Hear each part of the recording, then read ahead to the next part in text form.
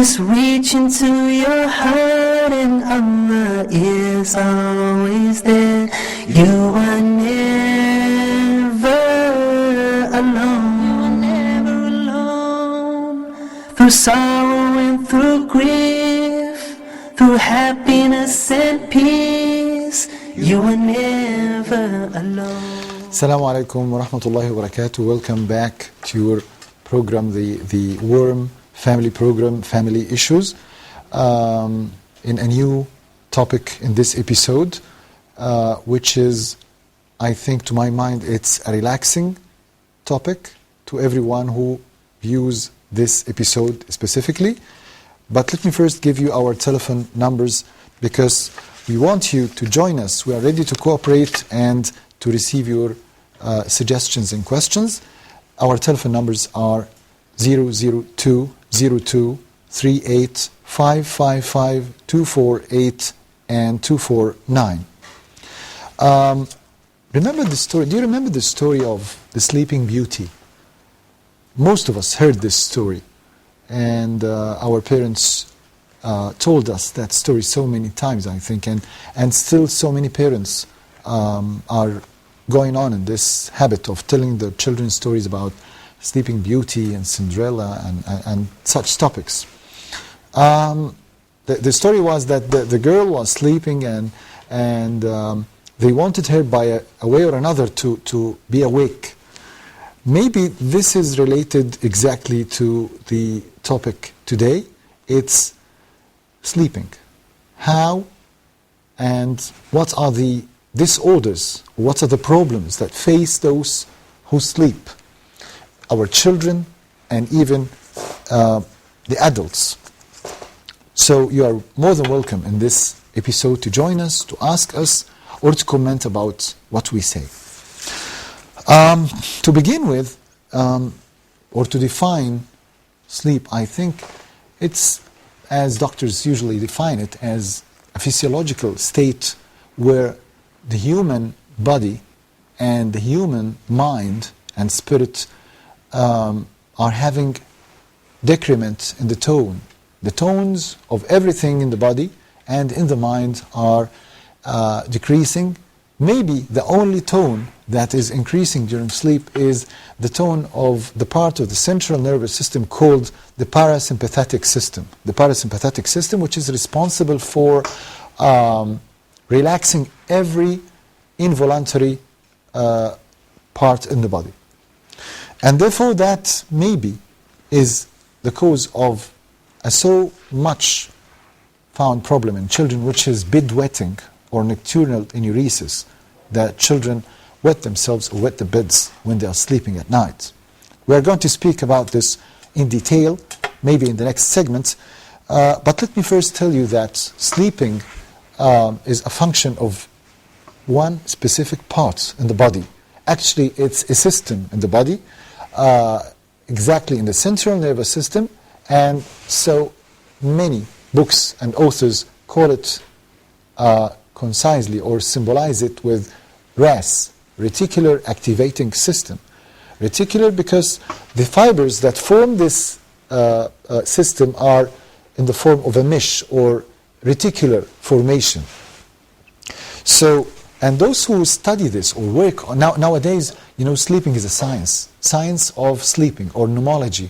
And those who are working in this field are called pneumologists. Actually, I'm not one of them, but I'm just trying to give an idea about the reflections of sleep disorders on the human psychology or the human behavior in children mainly, maybe, and teenagers. And as I've said, the questions are open to everyone and the family members to ask if you want to interrogate about anything.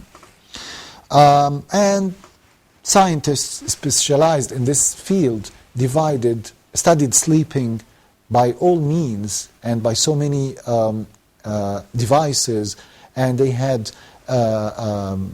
something like the ECG, maybe the EEG, the drawings by machines to follow the stages of sleep. They divided it into stages, rapid eye movement stage and the deep eye movement stage. I mean, there are so many stages for sleeping at the beginning and in the middle of the sleep and at the end of the sleep, and in which part the sleeping person is aware of what's going on around, and then he's not aware, and so on.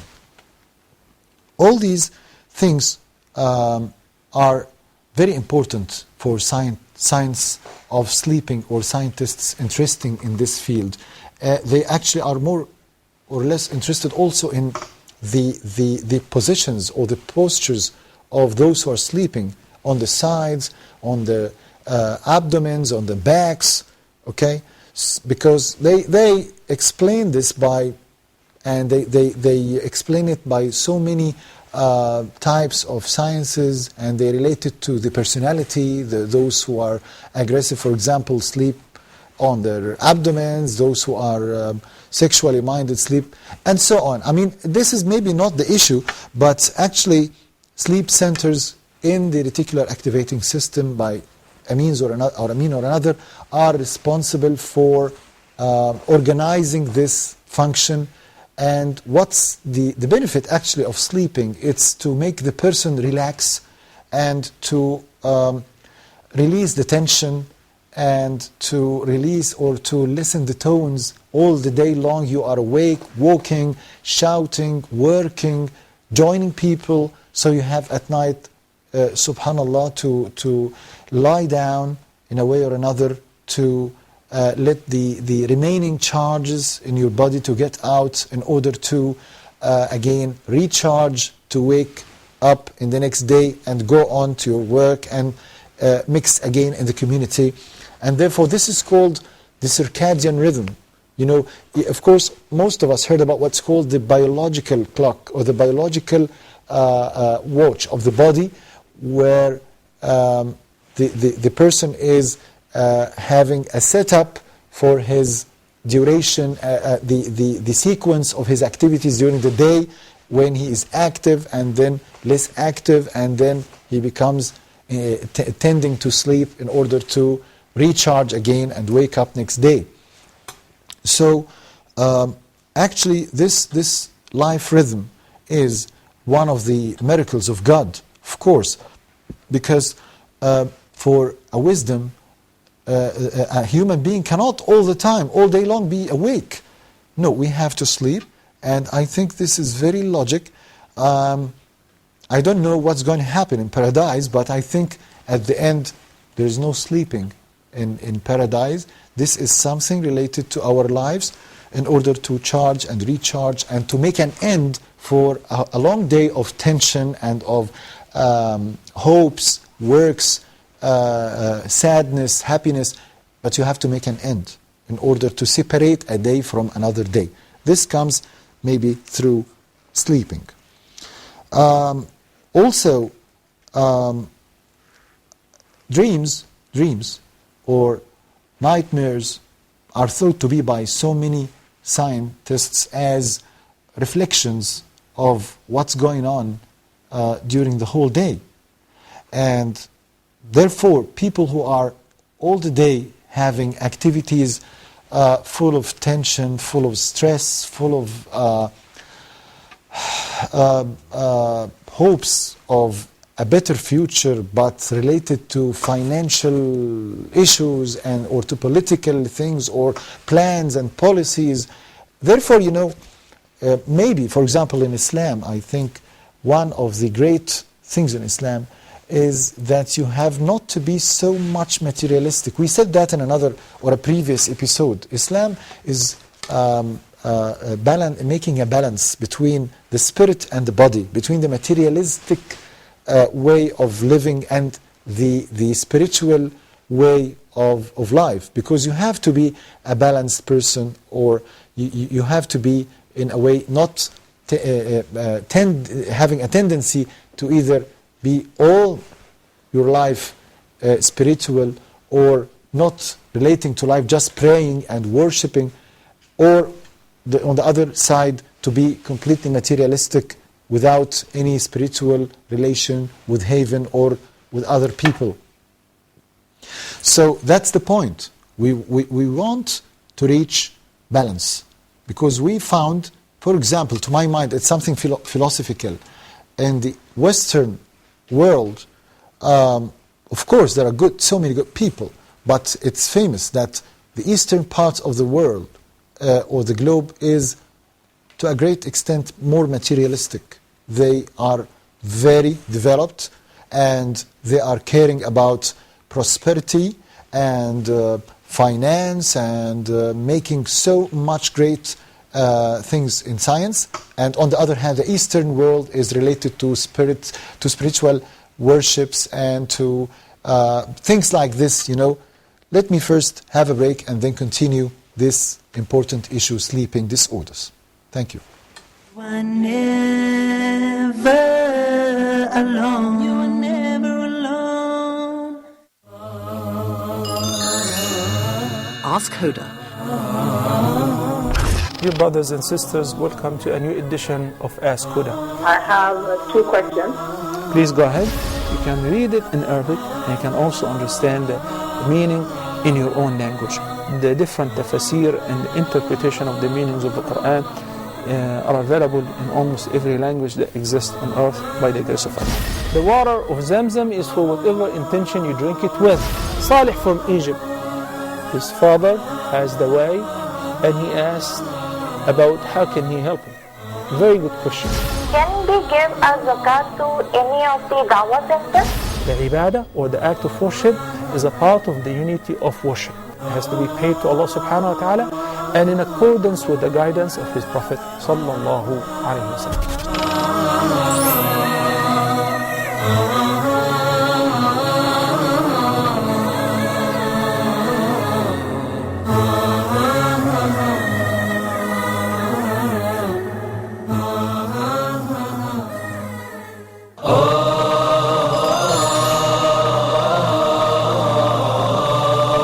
Allah subhanahu wa ta'ala choose whom He wills subhanahu wa ta'ala for His mercy, for His messengership, for the revelation to be revealed. This is not for the human beings to make that decision. If a person would turn to Allah subhanahu wa ta'ala sincerely, truthfully, asking for forgiveness, Allah subhanahu wa ta'ala promised to forgive. We have as Muslims a duty, and that is to recite the book of Allah, to ponder over the verses, the words of Allah subhanahu wa ta'ala, and to act according to the Quran. The mercy of Allah subhanahu wa ta'ala encompasses everything, but who would this mercy will be for? And the Prophet sallallahu alaihi wasallam was sent to all mankind. So the ummah or the people of the Prophet sallallahu alaihi wasallam are all mankind since the time of the Prophet sallallahu alaihi wasallam till the day of judgment. Why waste our life without getting to know every verse in the Quran, what Allah subhanahu wa ta'ala wants from us?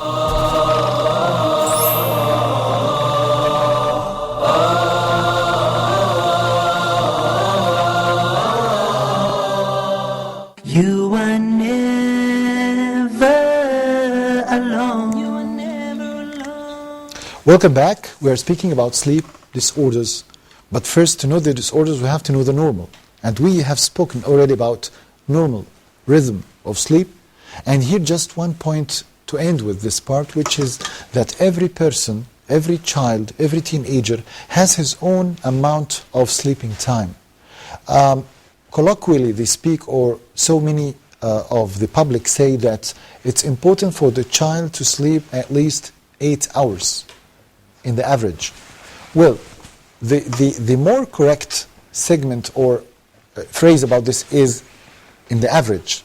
The average is 8 hours, because some children sleep less than this and they are completely healthy and they are completely active. And by the way, when we speak about healthiness, we have to remember that one of the most, we have said in the definition that sleeping is a physiological state. It's the balance between the sympathetic and the parasympathetic system.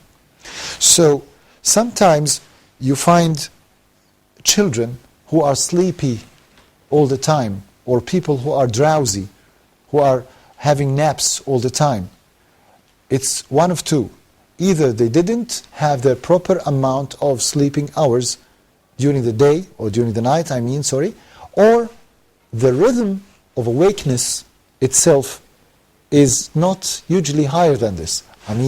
They are not so much alert. Well, alertness is, you can make a curve. People are not like each other. They are different to a great extent. And some people, when they reach the maximum of their alertness, you find them a bit not so much focusing, not in a good attention. This is not pathological. This is their rhythm. This is their nature. So this is very important. The balance between sleepiness and awakeness. Also, you have deep sleepers. Some people, when they sleep, some children are deep sleepers. What's meant by deep sleep? It's the depth of sleep itself. Some people or some children, when they sleep, the rhythm of the parasympathetic system is extremely high, to the degree that the orifices or the openings of their internal parts of the body, the viscera inside, like for example, the urinary bladder, is very much relaxed, up to the degree that the water inside, the urine inside, comes out. You understand what I say? This means that they are going to wet themselves. And unfortunately, these deep sleeper children, when they wake up in the morning and their parents find the bed sheets or the mattress is wet, they criticize the child and say, how come? How you do this? You are old enough not to wet yourself. How can you do this? And the child finds himself in a mess. I didn't do it by myself. It's something that's not done by me. So something like a miss happens to the child as if he is guilty, but he's not guilty. Okay, let us see now this report about sleep disorders and come back to continue our speaking about these very important points in sleep. Never alone. You're never alone. Sleep is essential for a person's health and well-being. Yet millions of people do not get enough sleep, and many suffer from a lack of sleep. Irritability, moodiness, and disinhibition are some of the first signs a person experiences from a lack of sleep.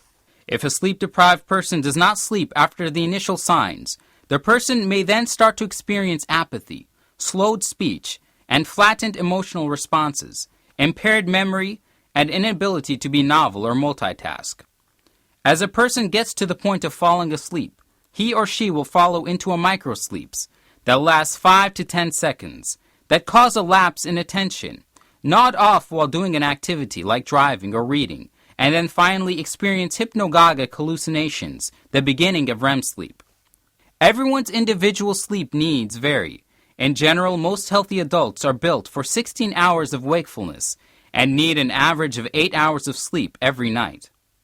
However, some individuals are able to function without sleepiness or drowsiness after as little as 6 hours of sleep. Others can perform at their peak unless they've slept 10 hours. And contrary to common myths, the need for sleep does not decline with age, but the ability to sleep for 6 to 8 hours at one time may be reduced.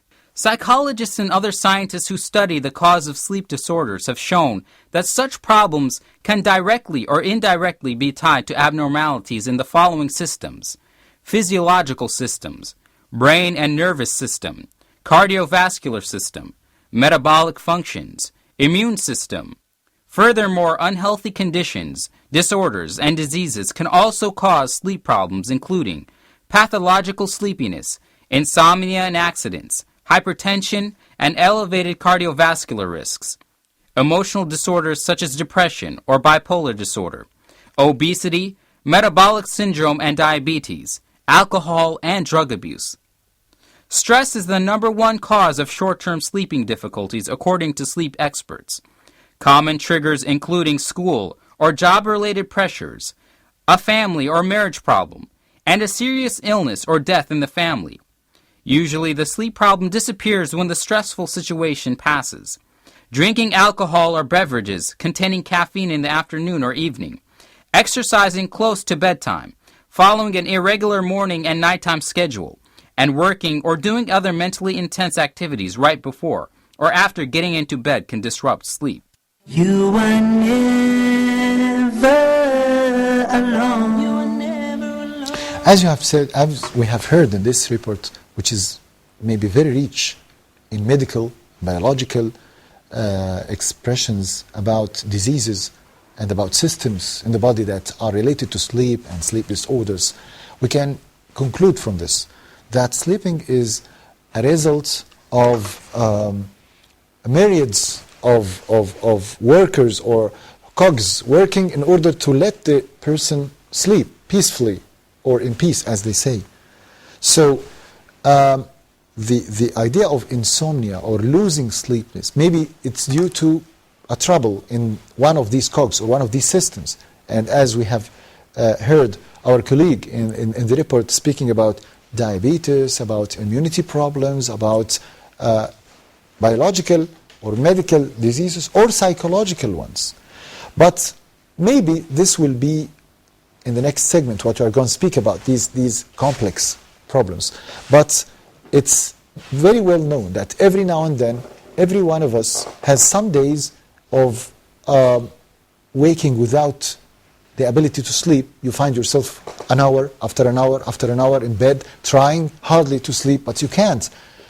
Your mind is working, your brain is working. Maybe you are anxious, maybe you are depressed, and therefore, but this depression is not the pathological depression, it's physiological one. You are sad because someone has a disease or he's going to die or there is a financial, we are humans, we are not angels. So we have some days, but when the rhythm gets more than the usual, this is called insomnia. You are not sleeping well.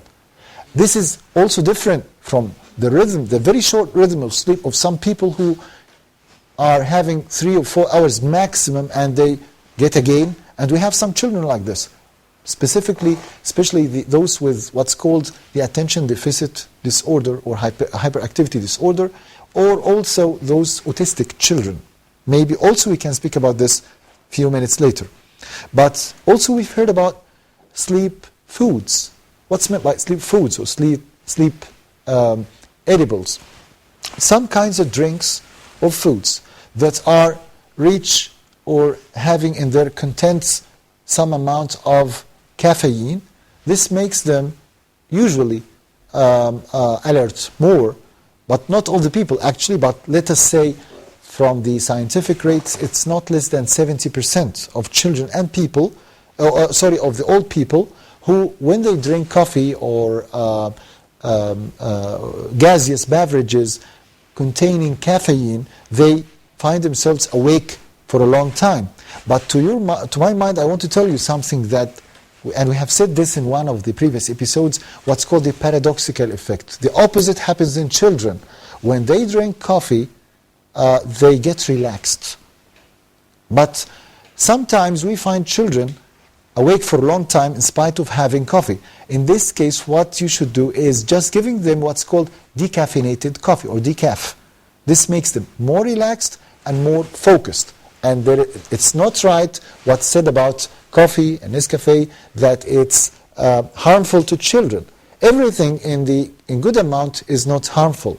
Maybe the opposite in drinks like chocolate and hot chocolate drinks, when the children drink these mixes and find themselves moody, hyperactive, angry, nervous, and maybe aggressive. Sleep pains, I call them the happy pains. What's meant by happy pains? Sometimes or so many times parents find their children, for example, in the mid of the sleeping stages, waking up and crying. Why they are crying? They are crying from pains in their lower limbs, in their legs, in their knees. And people get afraid, the parents get afraid. They say, well, the most common disease is rheumatic fever, and it's a dangerous one. But nowadays it's less in amount or percentage. No, but actually after examination and making investigations, we find that the child is not having, thank God, he's not having rheumatic fever. So what's the problem? The problem is that the child is growing. And it's true that growth actually mostly occurs during sleep. Because in this specific time, in the circadian rhythm or the biological clock, the amount of cortisol and the amount of other hormones like growth hormone maybe is higher, and therefore the secretion of the material of the bone is higher. And this is painful. But these pains means, congratulations, your child is getting taller. So you have to be happy. But you have to give maybe to the child something that lessens the pain. But what's the wisdom? Why God does this? Why when we get teething, we cry? Because you find children when they are teething, they find some sort of pain or something that's frustrating them, and they are aggressive and they are silly. When you deal with them, they are teething. Why? Maybe it's a wisdom that God wants to say to send a message to people that everything good and you are going to flourish, but after you suffer sometimes. So the pains are, you can consider them as an introduction to something good and something better in life. So congratulations. So these are the happy pains. Sleeping with parents. This is a problem, because sometimes parents come to me complaining of that the child is getting older and older, 4 or 5 years, and still he is sleeping in the same bed in between the father and the mother. And they cannot stop this, in spite of having a specific room and a special bed for the child, but he is refusing. Well, I think you have to put a system to the child. This is not a physiological fault. This is a behavioral problem. And this is a wrong way of raising. We know every parent loves his children and likes them to sleep in his hug, and to practice body language with him, and to kiss him, and to let him feel safe during sleeping. But every love has a line. It's not an end line, but it's what's called the weaning line. We cannot breastfeed forever. We have to end, for example, at the year 2. The same thing applies to sleeping, to everything that the child or the person is depending on someone. There is some day that we have to wean or to end this physical close contact, unfortunately. But every now and then, we hug our children, we kiss them, we stroke on their backs, and so on. So, we have to make this gradually. For example, in the first 6 months of birth, the child sleeps in between his father and mother. In the next 6 months, he is going to sleep in his bed, but the bed is just close or even sticking to our bed. And this is an average. In the next 6 months, this means 1 year and a half, he sleeps in his bed, but away from our bed, if the room is having a space. And in the next 6 months, this means 2 years, we can turn the bed of our child in the other room, and we go with him to sleep there until he gets asleep and then come back. And it's very common that children go every time to their parents during night, and they get over the bed and sleep again between them. But you have to take him in your hug, and get back to his room and his bed, and to sleep with him for a while, and give him a prize, because he could depend on himself and continue the day. Even if he slept for just half an hour in his bed, it's like a battle, but it will end at the end with complete self-dependence of the child on himself in sleep. Let us have a break and then continue to speak about other details in sleeping. You are never alone. You are never alone. Ark of Noah. We're going to be mentioning the significance of the Ark of Noah. Knowledge is the essence of everything. Once you get the knowledge, then it generates the desire and the motivation, and then it brings about the action. And we're going to be discussing the state of the Ummah and the division which unfortunately has appeared in it, and the methodology of trying to arrive at the right path. Your system of knowledge or your system of motivation are hit by any of these threats, you will definitely go astray, and you will be suffering from a disease in the heart. We're also going to be discussing what Allah wants from us. How can we make that? Allah gave us the revelation. So Allah subhanahu wa ta'ala is addressing first and foremost the companions. If they believe in what you have believed in, then they are guided. So the real guidance is what the Prophet ﷺ and the companions were upon. Join Sheikh Mutassim in the program Ark of Noah and discover the answers to these questions.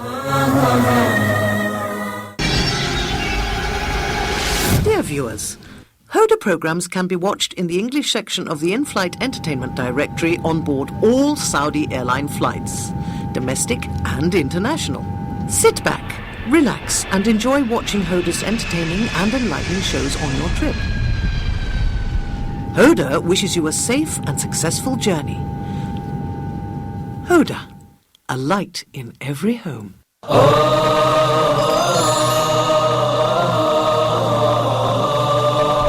The tension there, what about the North Korean nuclear program and the six-party talks? How will the tension there affect a relationship between US and China? They did that early in 1993, and after long discussion and negotiation, finally they stopped the program. Will the world be able to stop this flow of secrets? Will it affect international relations? Or were there simply, basic known facts for most experts and most diplomats? And we don't know if there's more to come. It's information war.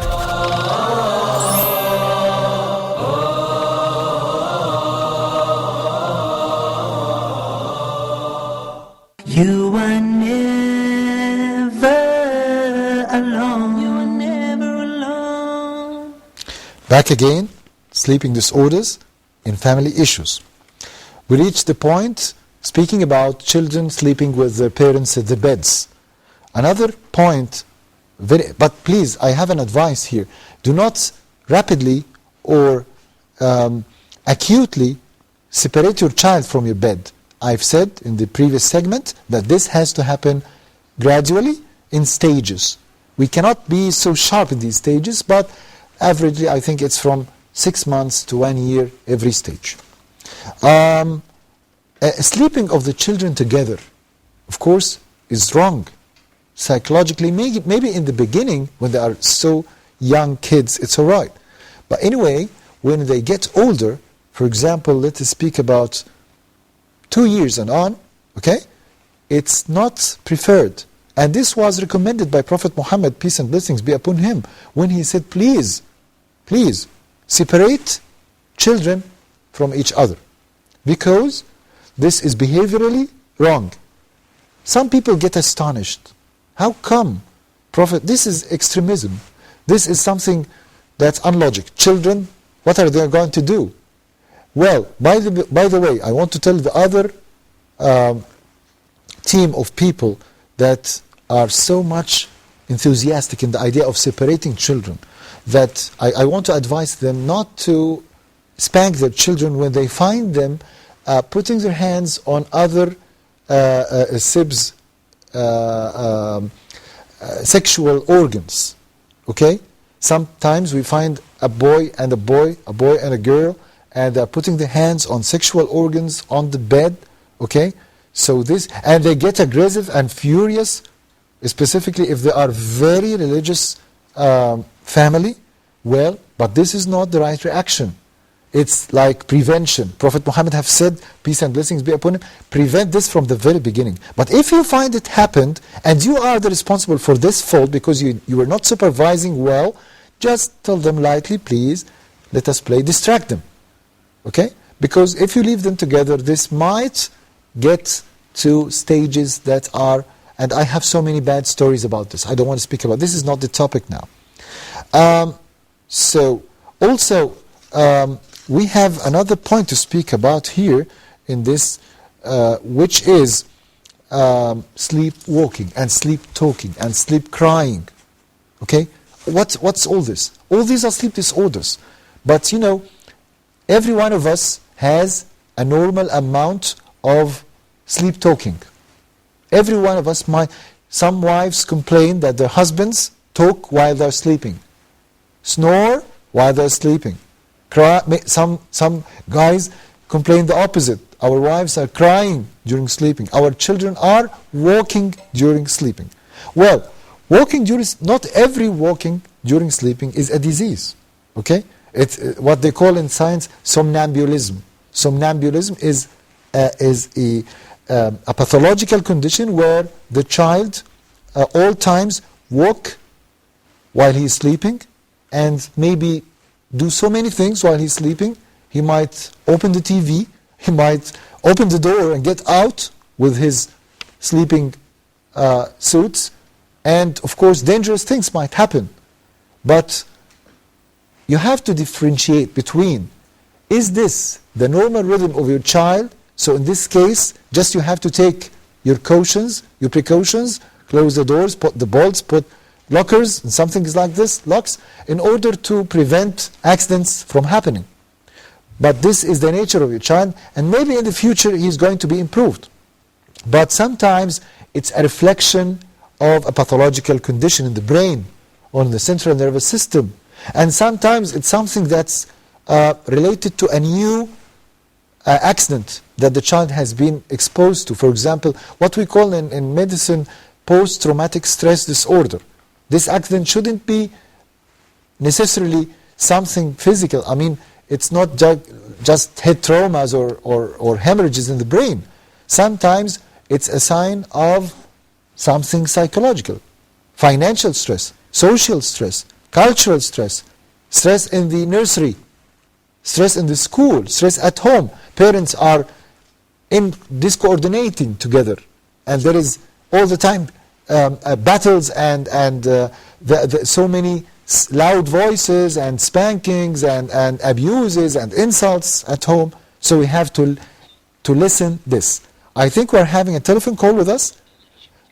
Abdullah, I think from Egypt. Assalamu alaikum, Abdullah. Alaikum salam wa rahmatullahi wa barakatuh. How are you, Abdullah? Alhamdulillah, I'm fine. Thanks for asking. We are happy, and we want to hear. Do you have a comment or question? Yeah, actually, I have a baby. He's 11 months old. Okay. And until now, he's not sleeping at night well at all. Like he's waking up each hour and a half, or even sometimes each 45 minutes. Yeah. But like I'm not sure if it like I read that in some books and on websites that it maybe has a medical problem or something. I should check with the doctor, but usually the doctor is saying like there's nothing, and I'm still breastfeeding him. Yeah. But at the same time, I don't know what's going on. Like I tried the formula with him. He's not like he doesn't like the formula. At night he just wake up and he pulls his ears. Okay, Abdullah, let me ask you a question. Yeah, please. Does your child, of course, when you are at night and you are dimming the light and all of you are sleeping or trying to sleep, yeah, and suddenly you find your child crying and he wants to wake up, when you turn on the light and, for example, carry him and stand up, does he stop crying? Yeah, most of the time. But I'm not turning on the lights. I'm trying to like have a system for his sleeping. Yeah. So he knows that this is night time and it's sleeping time. So we are not playing, we are not doing anything. We don't have the TV at our room. So like he knows that this is night sleeping time. You know. But but at the same time, I just like he doesn't. Not all the time he's satisfied by just holding him. He needs to maybe breastfeeding. Or he just wanted to cry and be held. Yeah. Well, thank you very much, Abdullah. Really, let me thank you because you reminded me with a very important point. Actually, I'm sorry, I didn't mention this in the episode, which is that children at the beginning, they are not organized in their hours of sleeping, and it's a wonderful occasion to tell mothers that usually when at first they wake the children, the infants wake up, they want to breastfeed.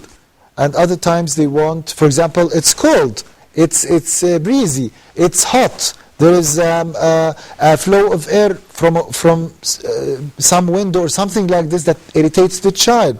Maybe the clothes are tight, maybe he is having a colic. Okay, all these are common causes of crying at night. But sometimes there is no cause. But in this case, this means what? This means that your child's personality at 11 months, you are saying your infant is 11 months, it means that now he's not having an ache. He's not needing food. He's not in need of any biological. He needs to wake up and play with someone. As if, you want to wake up and speak with someone. Okay? Therefore, I asked you this question. I said, when you turn on the light, okay, and carry him and stand up with him, carrying him, does he stop crying? If he stopped crying, and you turn off the light again, he starts crying again, recries again. This means that this is the social need. And this means that your child is socially intelligent. There's another dimension of need. It's not the biological one. It's not food, it's not as I said, hotness, coldness, colics. No, nothing, not that or this. He wants now someone to play with him, a friend. And therefore you find him, if you take him and go around in the flat or the apartment, or sometimes I know some fathers who take their infants in the car and just, roam in the streets. He stops crying and he's very happy. But the father wants to sleep. It's some sort of disorganization. Well, promise you that this organization will go on in the course of another 6 months. I mean, we are speaking from 1 to 1.5 years. But the matter or the issue of organizing the hours of eating or feeding or sleeping for infants is not that easy. It's, something like programming. You are making some sort of a program, or you are putting a software on your child, putting in your mind that the processor of this child is limited to some amount. So you cannot, for example, put so much gigabytes in a computer which is having very short memory. So congratulations. Let him, please, if you can, if he wants to wake up, please try to interest him, try to play with him. I know it's very hard, and sometimes people next day are having work, but if you get patient, gradually the child is going to be satisfied, and the times are going to be organized as you want in the night and the day, and something like that. Thank you again, Abdullah, for this. Another point, which is, as we have said, the idea of going to the bathroom. The child wants to. We should be proud and happy when we find our children walking in the room and not crying, but they are having rapid breathing. Something like this, like we call it hyperventilation. Okay, the child is. You can understand that he's afraid or he wants something. This you cannot call it sleepwalking or somnambulism, but he needs to go to the bathroom, and rapidly you tell him the answer before he asks it. You want to go to the bathroom? Maybe he cannot pronounce saying yes. So just take him and put him on the potty or in the toilet, and he's going to do it. And this is temporary and happens in every child. Sometimes drugs affect the rhythm of sleep, the depths of sleep. Okay? Like hypnotics, like antipsychotics, like sedatives. But this is not so commonly much used. But in children, those drugs called the antihistaminics, common for cold, they use them, and it makes the children not enough awake and drowsy. Therefore, it's not, of course, advised if you are giving them to a child when he's going to the school in the morning, he's going to sleep in the class. You can make a vacation for him one day. And also those adults who are driving or swimming, it's dangerous, of course, to drown. By the way, if we are speaking about pathological states, it's, of course, very important to speak about epilepsy. Epilepsy or convulsions or fits. Some people, unfortunately, we hope that God helps them, are having what's called epilepsy. This is increased electricity in the brain. The rhythm is very high. And remember and be sure that this is completely different from hyperactivity. Some people think when they find their child is hyperactive and running everywhere and getting over the furniture, they say, well, he's having high electricity. This is not high electricity. This is hyperactivity.